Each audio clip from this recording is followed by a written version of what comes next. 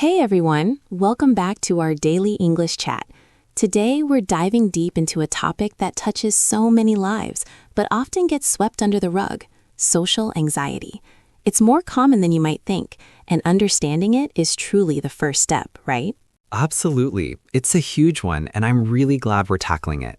For a lot of people, what they feel isn't just shyness. It's a profound sense of discomfort and even fear in social situations that can really hold them back.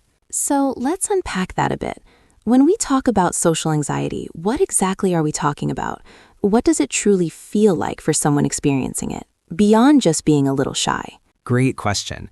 It's definitely more than just being a bit shy or introverted, you know? Social anxiety, sometimes called social phobia, is an intense, persistent fear of being judged, scrutinized, or humiliated in social situations.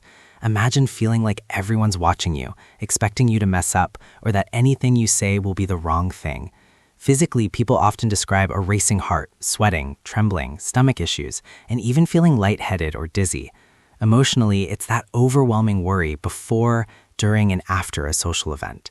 They might obsess over what they said or how they acted, convinced they made a fool of themselves, even if no one else noticed anything amiss. It's really debilitating. Wow, that sounds incredibly challenging and exhausting. And it's not just one specific situation, is it? It can pop up in various contexts. What are some of the most common scenarios where people with social anxiety really struggle? You've hit the nail on the head. It's really broad and can manifest differently for everyone. Things like public speaking, obviously, are huge for many, but it can be much more subtle too.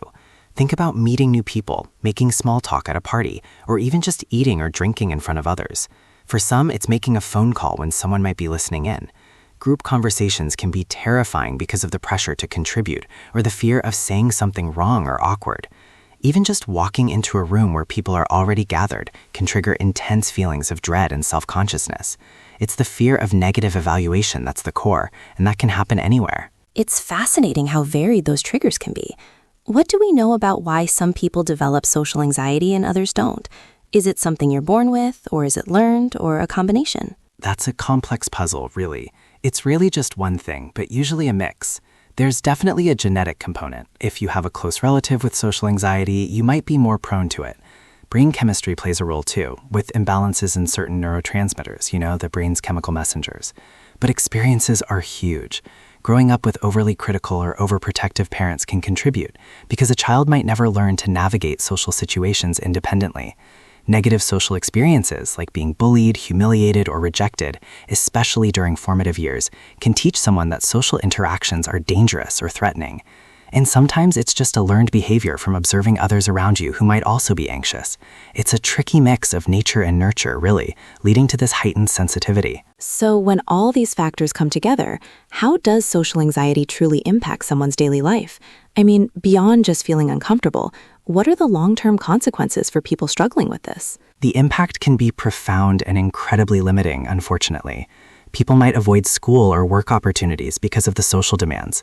Imagine wanting a promotion but dreading the necessary team presentations or networking events, so you just don't try. Relationships can suffer because it's hard to initiate or maintain friendships when you're constantly worried about judgment or being misunderstood. It can lead to immense loneliness and isolation, even when surrounded by people. Even simple things like going grocery shopping or eating out can become a monumental task they try to avoid. Over time, this avoidance can really erode self-esteem and lead to other issues like depression, because you're constantly living with this fear and feeling like you're missing out on so much life and potential experiences. That really paints a clear picture of the struggle, and it's heartbreaking to think of all those missed opportunities. But the good news is there are ways to manage it, right? What are some practical strategies or avenues for help that people can explore if they're experiencing social anxiety? Absolutely. There's a lot of hope and many effective strategies. One of the most important things is to understand that you're not alone and it's not a character flaw or something to be ashamed of. For self-help, taking small, manageable steps is key. We often call this exposure, gradually exposing yourself to feared situations. Start with something mildly uncomfortable, like making eye contact with a stranger, asking a store clerk a simple question, or ordering coffee. Gradually build up to more challenging situations. Breathing exercises and mindfulness can be really helpful to calm the body's physical responses when anxiety flares up.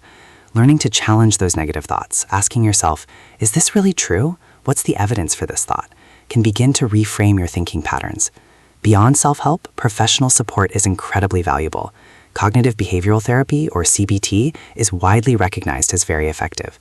A therapist can help you identify triggers, challenge negative beliefs, and develop coping mechanisms in a safe, structured way.